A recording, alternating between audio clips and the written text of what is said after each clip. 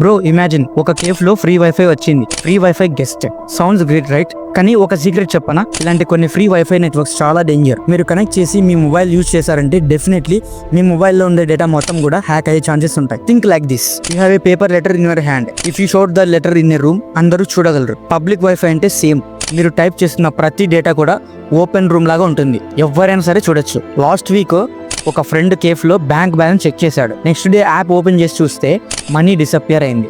ఎందుకంటే అతడు public వైఫైలో sensitive work చేశాడు. హ్యాకర్స్ ఎలా ఈ వైఫైని స్ప్రెడ్ చేస్తారంటే, సమ్ నెట్వర్క్స్ ఓపెనింగ్ గా అందరూ యూజ్ చేసేలా చేస్తారు ఫస్ట్.